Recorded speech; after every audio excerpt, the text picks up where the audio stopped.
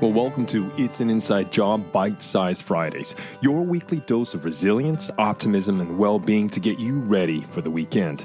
Now, each week, I'll bring you insightful tips and uplifting stories to help you navigate life's challenges and embrace a more positive mindset. And so with that said, let's slip into the stream.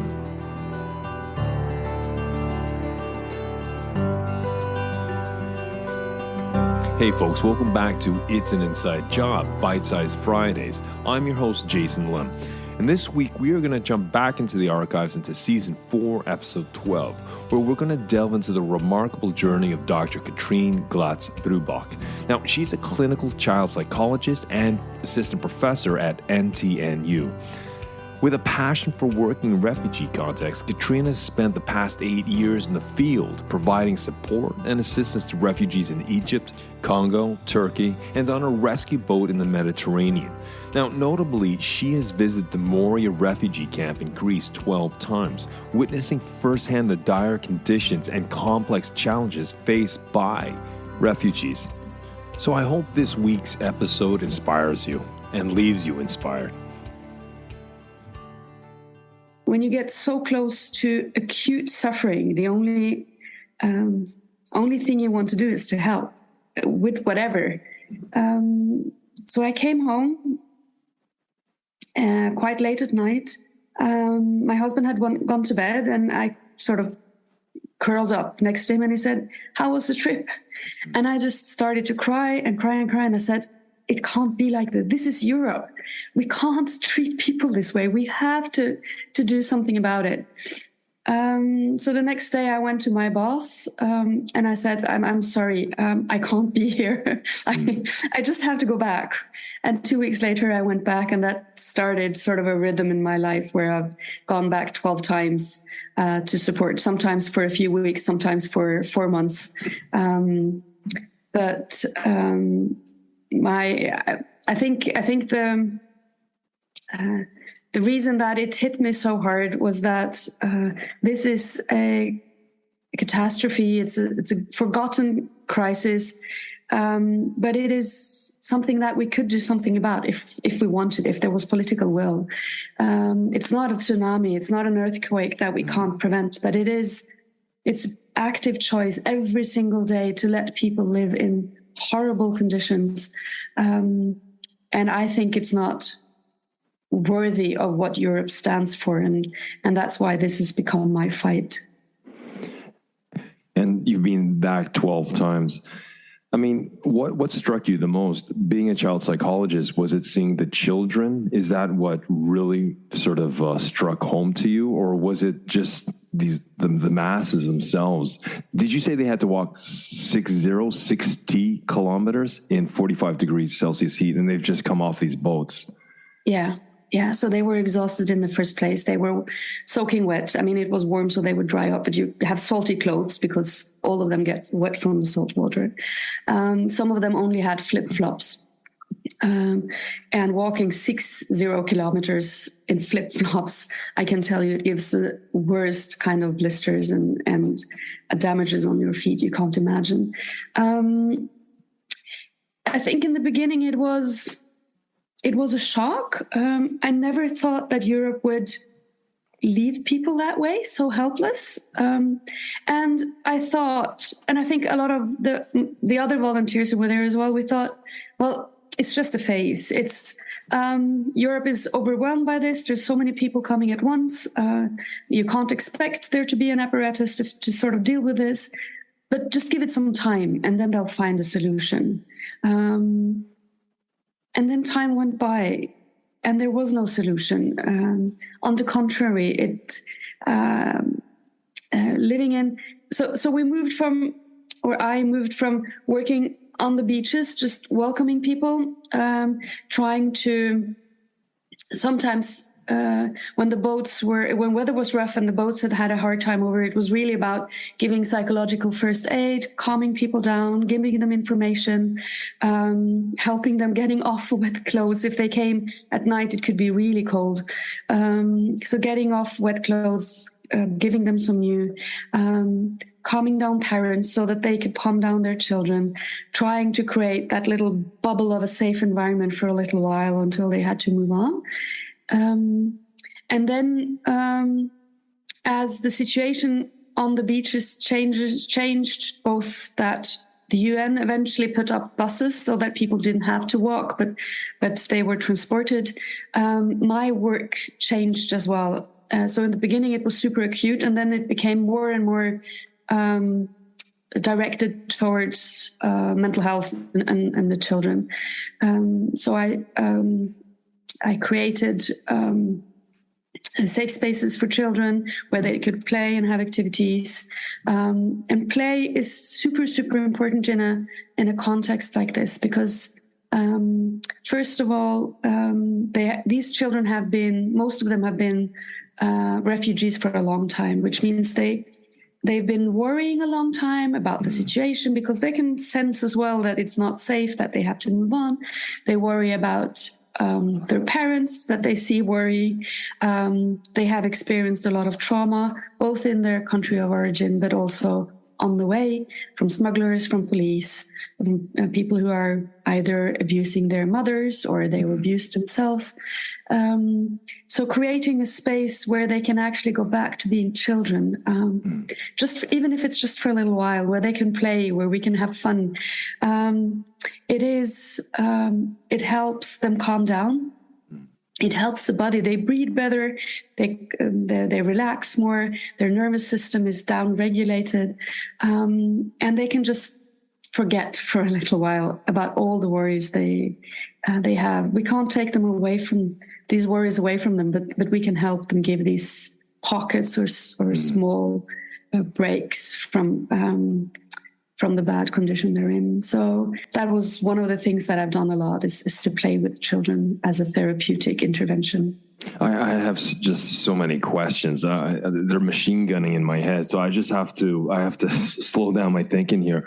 So when you first experienced that in August 2015 in Lesbos, and you saw the tragedy and the trauma before your eyes, it triggered something into you. It really awoken values that you've been living, but it really brought them to the forefront. And you've made, obviously, some life decisions here that shifted your career, shifted your efforts and your actions and your investment of who you are. I just want to rewind a little back. So, as you said, you were shocked by sort of over time, sort of how Europe in general responded to this. From a psychologist's point of view, what is the reason you think this mass that we call Europe, or it could be anyone, this mass of humanity that has privilege, we feel safe and secure where we are? What do you think why was that reaction from many of us that way towards this unfolding tragedy? I think our first response, the very initial response from very many people in Europe was that these are refugees from Syria. Of course, they're suffering. We need to help. And that was, at least that was the response in the public in general. That's why thousands and thousands of volunteers actually went to the Greek islands and supported, where there was no official support, and the NGOs were still not, the big NGOs were still not there. A lot of people went down and did what I did. So that was the initial response.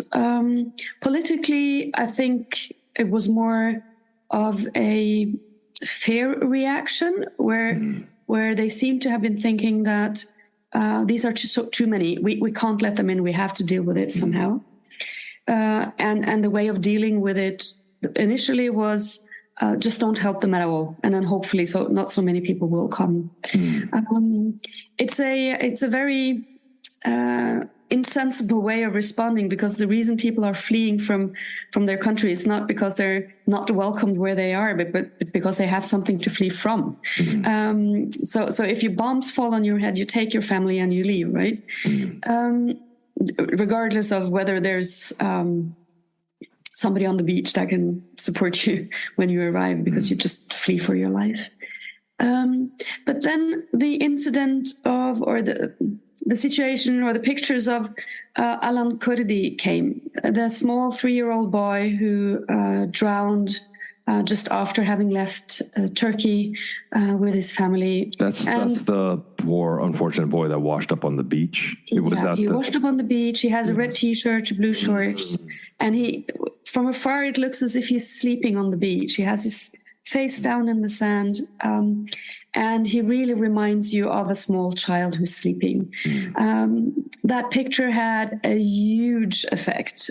It had a huge effect on the public as such, but also politically, because before that, Germany had taken an initiative to try to redistribute some of the refugees who had arrived on the Greek islands, and said, well, Greece can't deal with this alone. We have to sort of have a solidarity act. That was really, really hard to agree upon. A lot of the countries, especially in the Eastern Bloc, did not want to take any of these refugees. But after Alan Kurdi, and he symbolized that children are innocent victims of the policy that we had at that time. It is actually affecting small children. That could have been our children. So then France got on board and said, we have to do this differently. And then for a while, the borders were open, which meant that as soon as you had arrived to the Greek islands, you could just register, and then you could move on to Europe and to whatever country you wanted to go to. And then the famous words of Angela Merkel, the president of Germany, said, we'll deal with this. Wir schaffen das, which means it is a problem, but we'll find a way. We'll find a way to solve it. Her thought was that Europe would find a way to solve it. Unfortunately, not many people or not many countries wanted to cooperate to find that solution. So soon the borders were closed again, and that's when Moria, the camp, really started to fill up and got very overcrowded. So it was a sort of a flow of empathy. People wanted to help, and then the fear that there were too many, and then trying to find a solution politically, not finding any agreement that could sort of solve the problem in any way.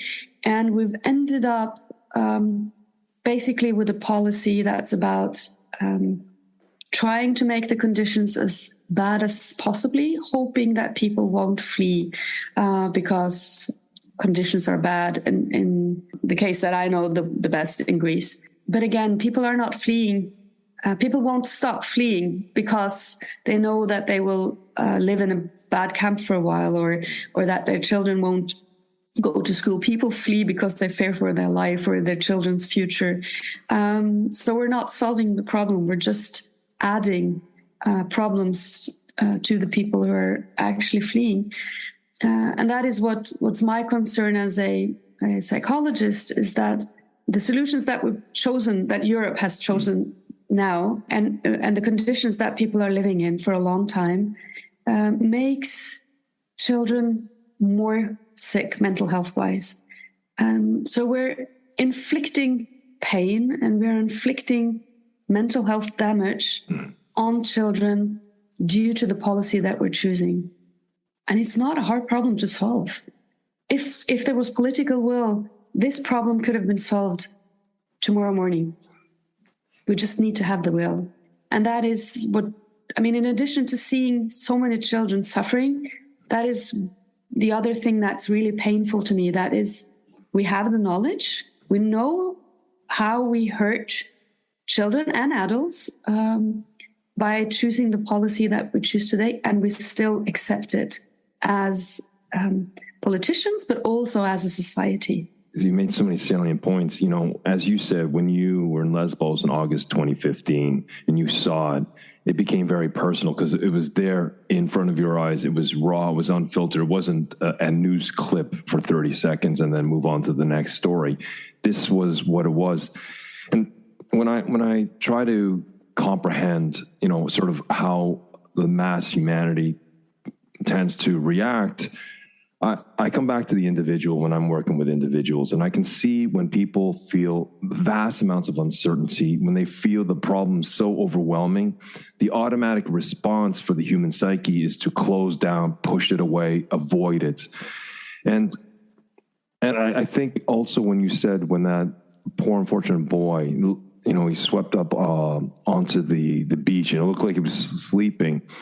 Well, what happened is there was no longer a mass problem. We saw an individual. It became personal to us, and that's why you saw the reaction. And that's why, the human psyche kind of opened up, the collective human psyche opened up to help.